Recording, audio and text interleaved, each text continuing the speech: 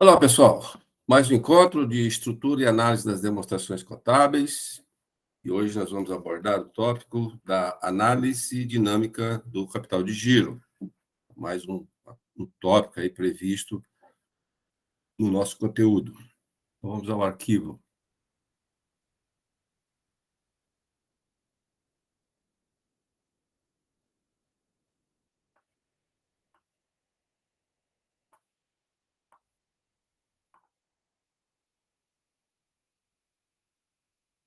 Então, a análise dinâmica do capital de giro é um assunto bem interessante, eu acho ele importante na gestão das empresas.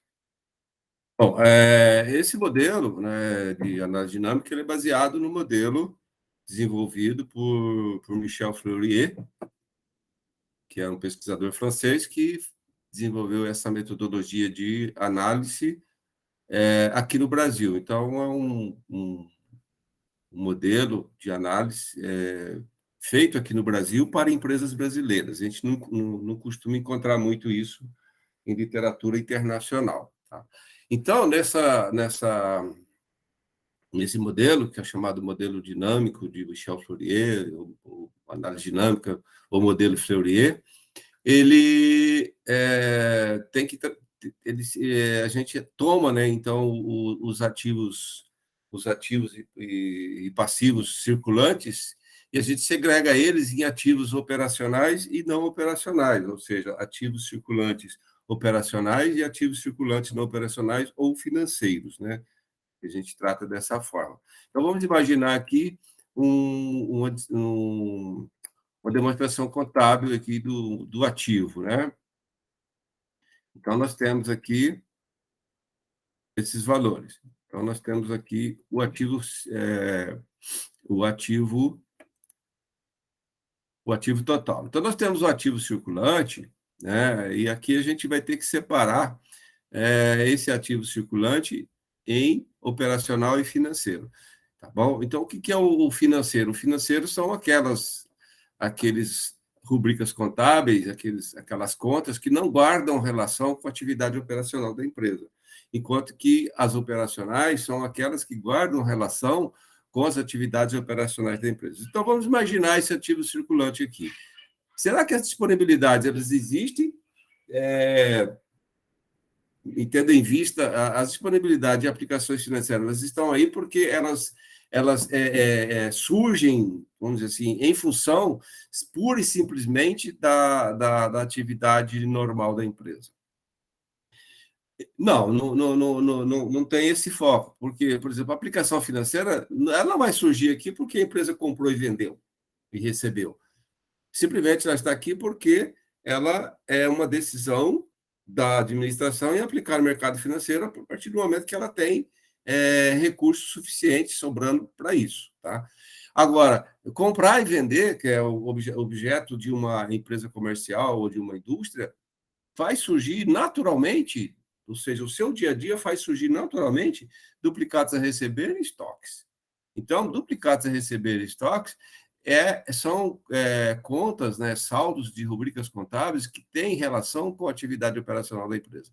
E disponibilidade de aplicação financeira, elas existem mais em função da própria oportunidade que a empresa tem de aplicar recursos, e a disponibilidade ela está aí porque faz parte do dia a dia da empresa, mas não é atividade operacional, ela é uma atividade ligada à área financeira da empresa, tá bom? Então, preciso estar muito atento a isso. Então, os ativos operacionais, né, são aqueles que a empresa, né, usa para a consecução de todas as suas objetivos, das suas atividades. Compreende a aplicação de recursos de caráter permanente, também tem no permanente, em relação, por exemplo, à capacidade instalada, máquinas, ferramentas e outros. Então, aqui no caso, se a gente pegar o ativo total, a gente tem duplicados a receber, estoques, que são operacionais não circulantes, e também, do longo prazo, nós temos o imobilizado e tangível, que são ativos utilizados para os negócios da empresa. Então, seria dessa forma segregado os ativos operacionais. E os não operacionais, aí seria as demais contas. Então, nesse sentido, a gente tem que olhar a empresa da seguinte forma, né? Ou seja, uma empresa, para ter equilíbrio financeiro, ela precisa. Tá, a gente tem aqui o balanço patrimonial, então, só para a gente conceituar. Então, nós temos aqui o ativo circulante, disponibilidade de clientes, estoques, despesas antecipadas e créditos, e ativos não circulantes. No passivo, a gente tem passivo circulante, empréstimos, fornecedores, imposto a pagar, salários, encargos e outros valores. Da mesma forma que a gente segrega o ativo circulante, a gente também segrega o passivo circulante. E o passivo circulante é segregado em operacional, né, e o financeiro. Aqui a gente segrega o ativo circulante em operacional e financeiro. Então, o operacional aqui, nesse caso aqui, são os estoques que surgem, os clientes que surgem em função da atividade da empresa de comprar e vender, os estoques, despesas antecipadas e os outros. E o financeiro, a disponibilidade. No passivo também, os passivos circulantes operacionais são aqueles decorrentes da atividade normal da empresa. Por exemplo, a empresa comprar e vender faz surgir automaticamente fornecedores, né? Faz surgir imposto de renda. Salários e encargos está relacionado com a atividade, porque é preciso ter os empregados e a necessidade de pagar os salários. Os impostos surgem em função de comprar e vender e outros valores. Agora, empréstimos, não. Empréstimos é uma decisão do gestor em tomar esse dinheiro emprestado por uma estratégia ou por uma necessidade. Então, o empréstimo seria financeiro e os demais aqui seriam operacionais. Então, uma empresa, para estar em equilíbrio financeiro, ela precisa, né, a gente segregou aqui o ativo e o passivo circulante, a gente chama de ativo circulante financeiro e ativo circulante operacional ou cíclico, tá? Então, a gente tem isso aqui segregado.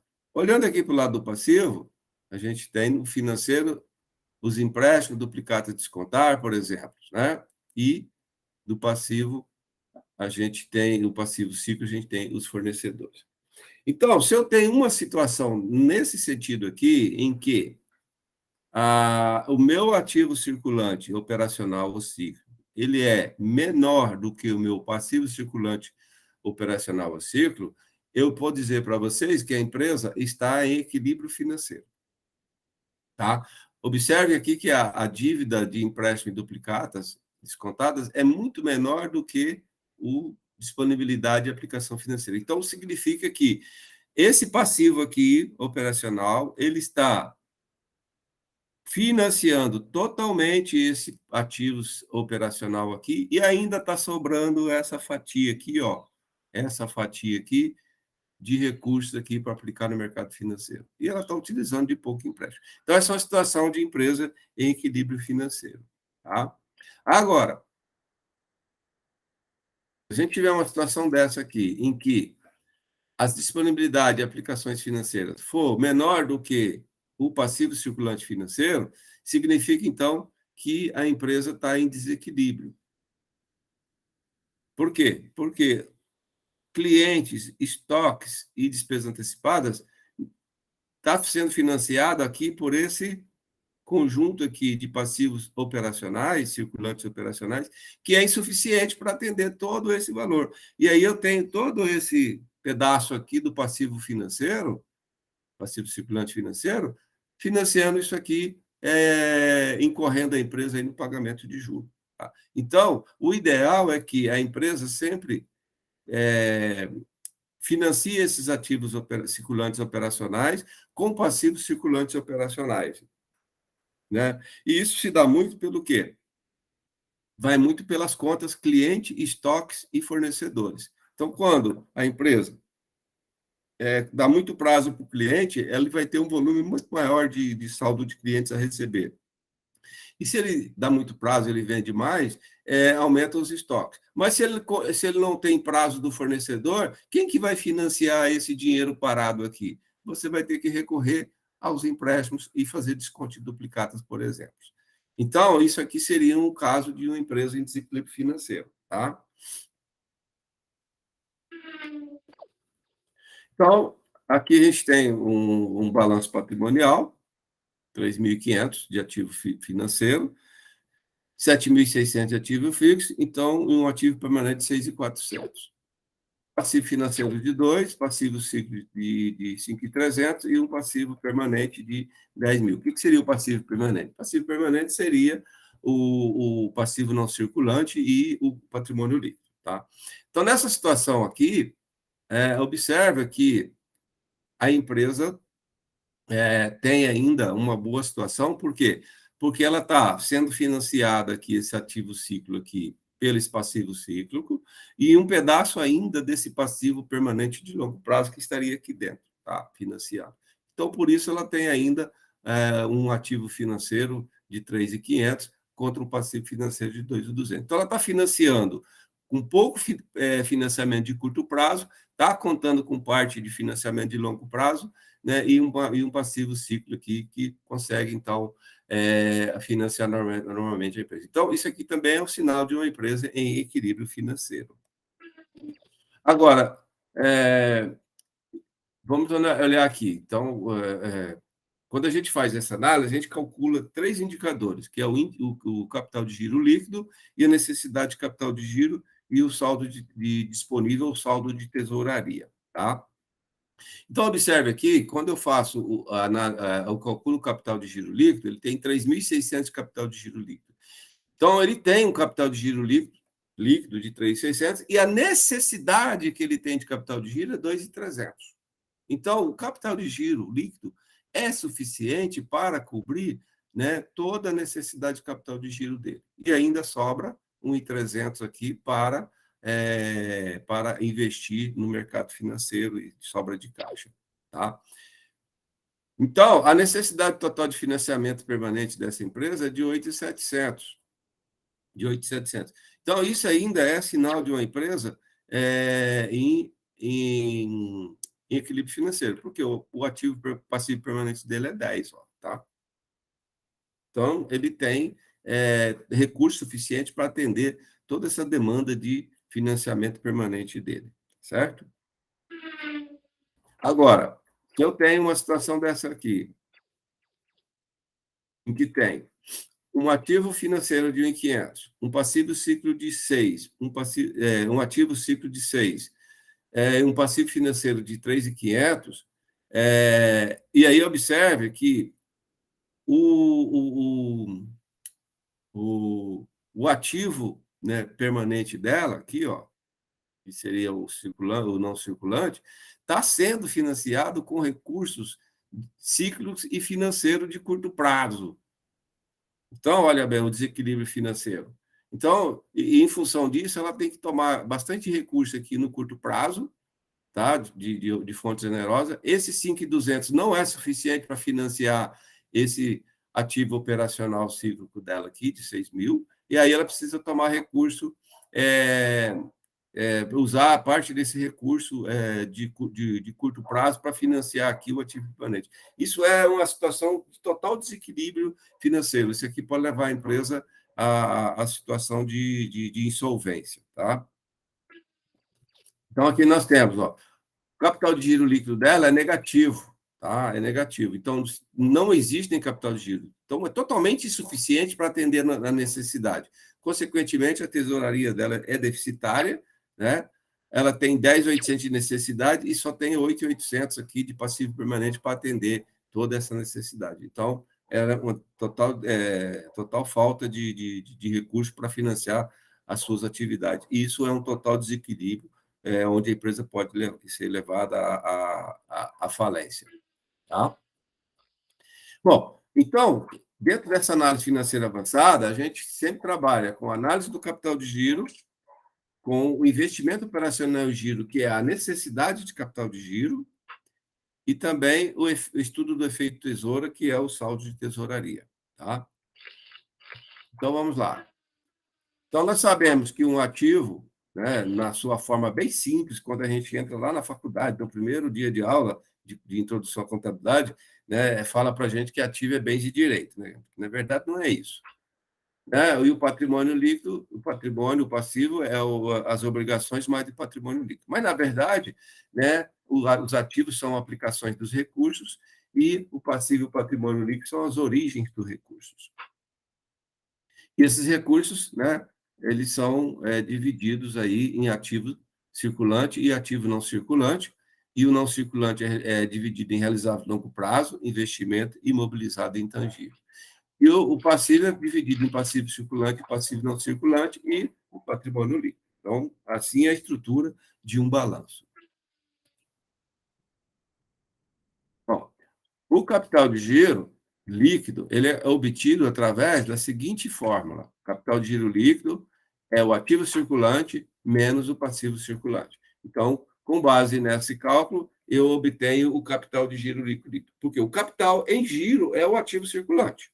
É o capital que eu tomei emprestado e coloquei no ativo circulante. Esse capital está em giro. Agora, o capital de giro líquido é o ativo circulante, que são as aplicações dos recursos, menos as suas fontes de curto prazo, que é o passivo circulante. Então, eu tenho aí o capital de giro líquido. Esse capital de giro líquido ele tem que ser suficiente para cobrir a necessidade do capital de giro, tá certo? Senão a empresa está em desequilíbrio, tá bom? Quanto for maior, né? Quanto maior for o capital de giro líquido, melhor será a condição de liquidez da empresa. É a mesma coisa da liquidez. Ativo circulante maior que passivo circulante. Então, da questão da liquidez. Porém, lógico, isso não nem sempre vamos dizer assim, perfeito, porque isso depende do segmento. O segmento de empresa, né? Eu já até comentei quando a gente falou dos prazos médios, que tem muita relação com isso aqui, porque o exemplo do macro, que a liquidez dele é 0,80. E, no entanto, ele não tem problema de desequilíbrio financeiro. Então, é possível encontrar capital de giro líquido negativo com boa liquidez, tá?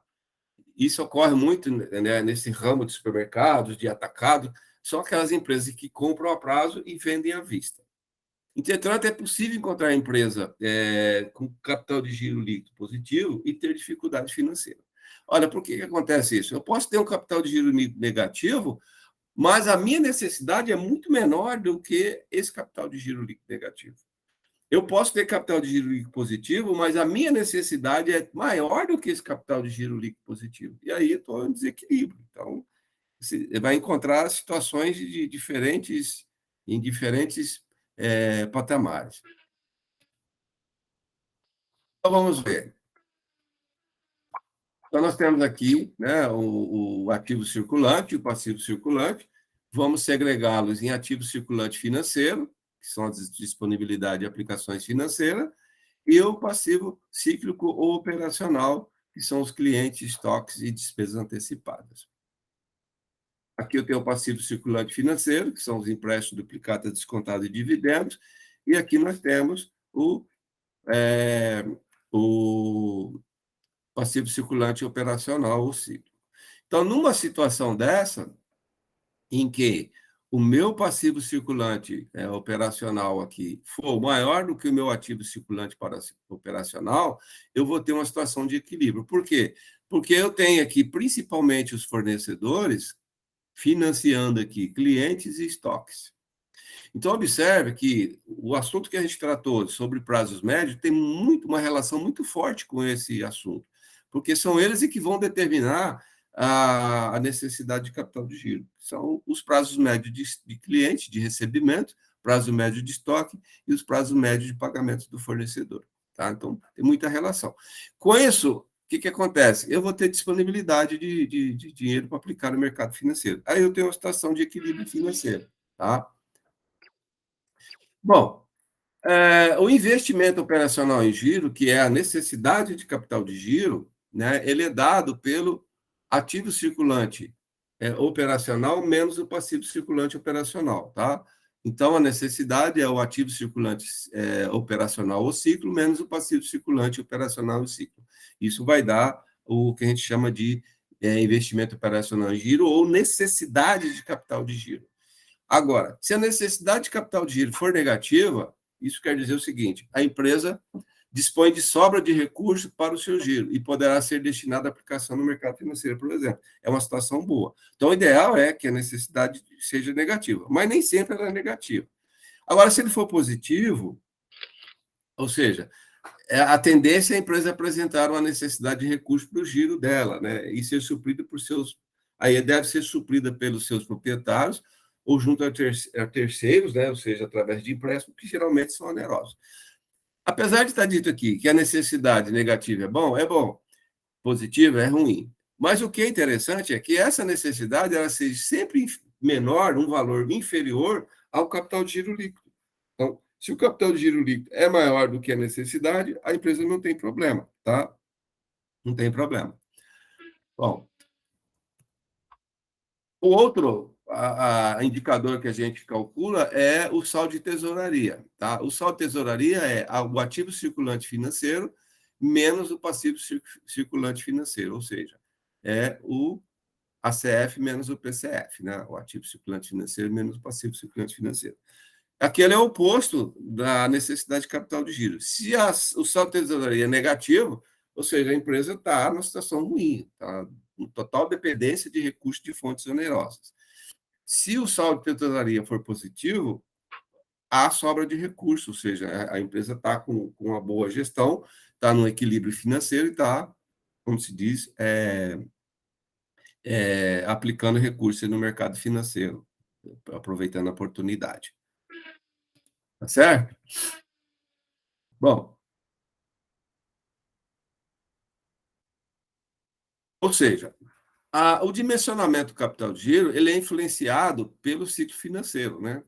Porque aquilo que a gente diz lá quando tratou dos prazos médios. Prazo médio de estoque, prazo médio de recebimento de cliente, prazo médio de pagamento de fornecedores, nos leva ao ciclo financeiro, ao ciclo operacional e financeiro. Esse ciclo financeiro, ele influencia a necessidade de capital de giro. Então, se ele é um ciclo financeiro muito longo, a tendência é a empresa ter uma necessidade de capital de giro maior do que o capital de giro líquido dela, certo? E aí, não adianta a empresa aumentar as vendas. Às vezes a empresa quer crescer aumentando o volume de vendas, e aí o seu volume de vendas ela acaba gerando uma pressão em cima da necessidade de capital de giro. Por quê? Se a empresa aumenta o volume de vendas, isso implica em mais estoques, isso implica em mais contas a receber de clientes. Se ela não negocia mais prazos com o fornecedor, ela vai ficar pressionada, ou seja, ela está pegando o dinheiro que ela tem, está imobilizando em estoque e contas a receber, e não está conseguindo prazo do fornecedor. Ou seja, vai ter um descasamento. O capital de giro líquido dela vai tender a ficar negativo, né, e a necessidade vai aumentar, porque eu vou pegar o meu passivo circulante operacional menos o ativo circulante operacional, vai dar uma necessidade de capital de giro negativo, que é ruim para, né, uma positivo, que é ruim para a empresa, tá? É isso que vai acontecer. Então, às vezes, crescer aumentando vendas não é um bom caminho, tá?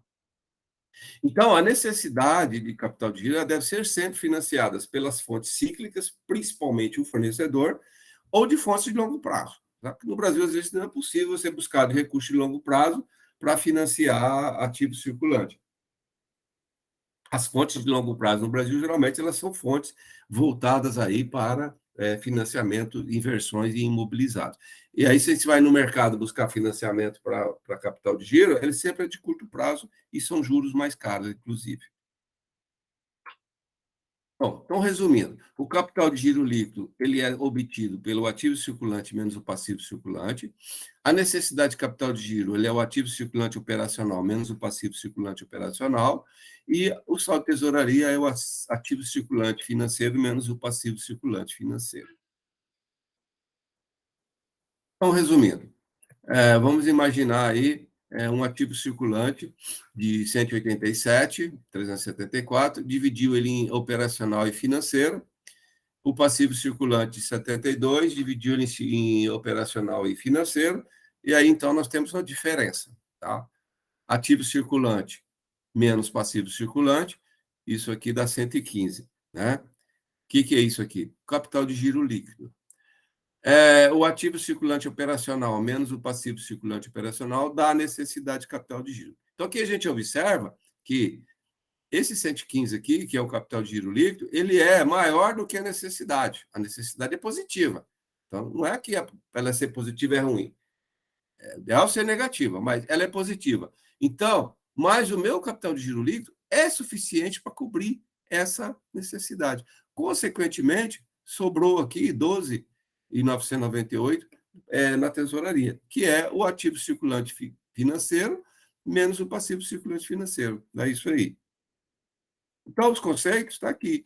Capital de giro líquido, necessidade de capital de giro e saldo tesouraria. Então, observe aqui que essa é uma empresa numa situação boa, de bom equilíbrio financeiro. Por quê? Porque o capital de giro líquido cobre com margem de segurança aqui a necessidade de capital de giro, consequentemente, a tesouraria é positiva. Tá? Então, essa é uma empresa em equilíbrio financeiro. Efeito tesoura, né? O efeito tesoura a gente mede ele através de um gráfico, tá? Então, vamos desenhar o gráfico aqui para a gente explicar. Então, vamos imaginar aqui os valores, né? Os valores aqui zero, para baixo valores negativos, para cima valores positivos, tá? E aqui os períodos. Então, pegamos aqui período 1, 2 e 3. Calculamos a necessidade de capital de giro, calculamos o capital de giro líquido e o saldo tesouraria. Então, o que o gráfico está nos dizendo? Não precisa nem valor aqui, ó.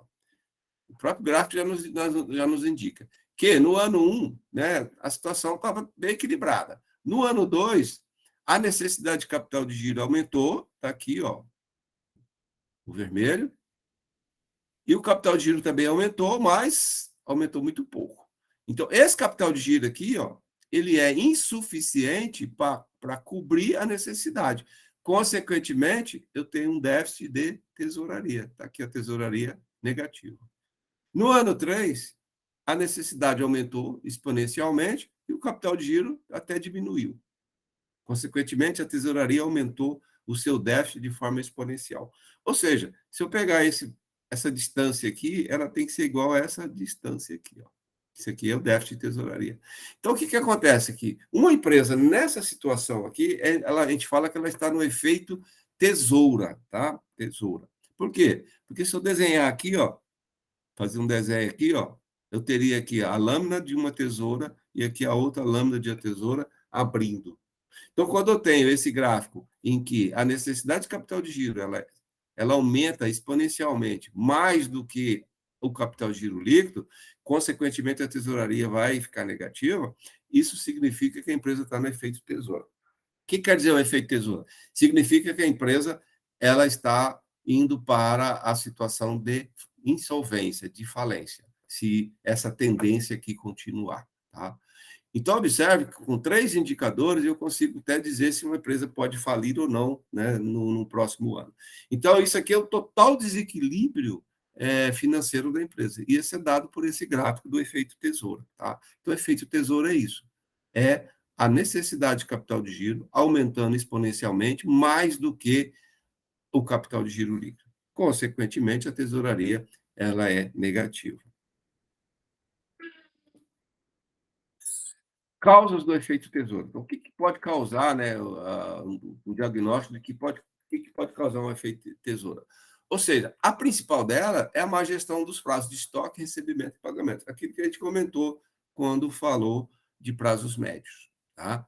Ou seja, os prazos médios é que determinam a necessidade de capital de giro e o ciclo financeiro da empresa. Então, a má gestão desses prazos, ou seja, dar prazo demais para cliente e obter prazo de menos de fornecedores. Então, isso vai levar a empresa a entrar no efeito tesouro e aí a sua, como te diz assim, a sua insolvência. Também pode acontecer de a empresa começar a fazer imobilizações com recursos onerosos de curto prazo, ou seja, pegar empréstimo de curto prazo para investir imobilizado. Isso é um tiro no pé. Tá? Imobilizado se financia com recurso de longo prazo, tá?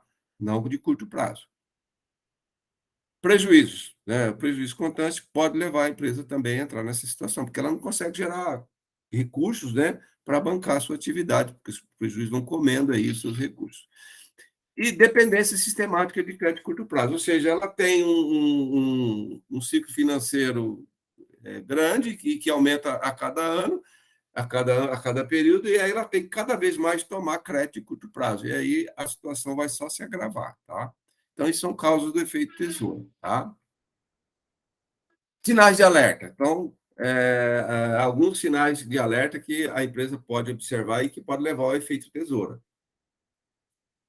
Então, a gente tem a empresa como um órgão, né, vamos dizer assim, como uma célula viva, né, e ela interage com o ambiente externo, né?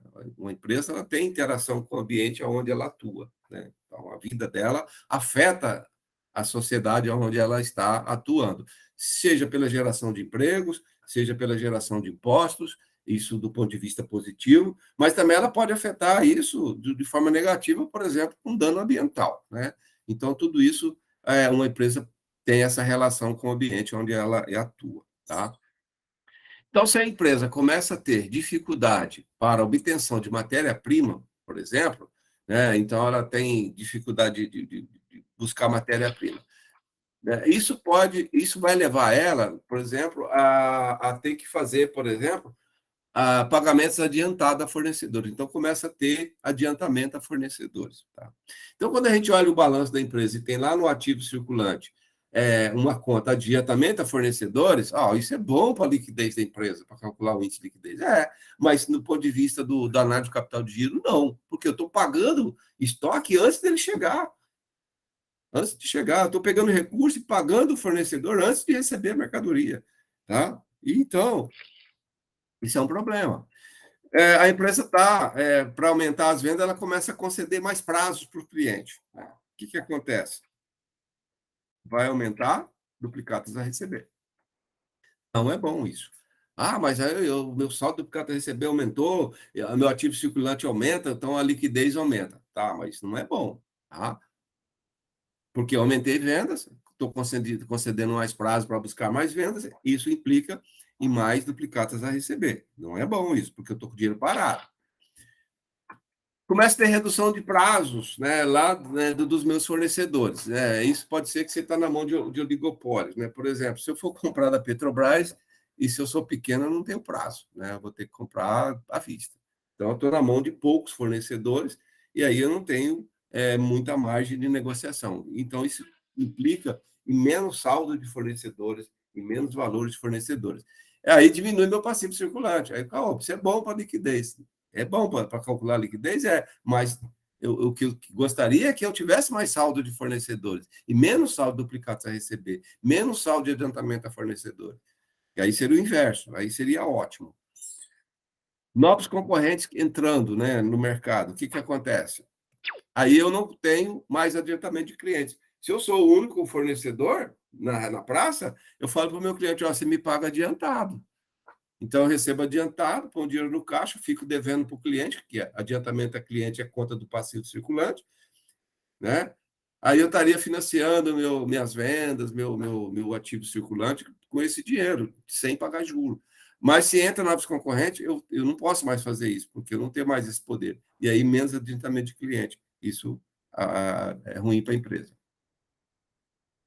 E o governo reduz o pagamento de prazo de impostos, né? Então, significa menos despesas de impostos a pagar provisionadas lá no meu passivo. Porque é interessante, às vezes a gente não pensa nisso. Né? Já houve época, por exemplo, que a contribuição do INSS era recolhida no segundo dia útil do mês. Né? Olha bem, e aí o governo estendeu isso para lá, não sei, para 10, 15 dias, né?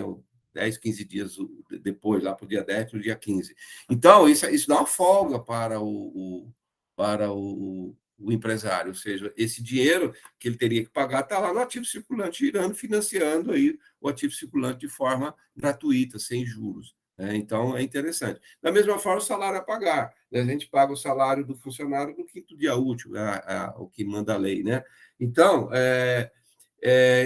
o funcionário trabalha o mês inteiro, o salário dele está lá no ativo circulante girando. Isso só vai ser desembolsado no dia útil.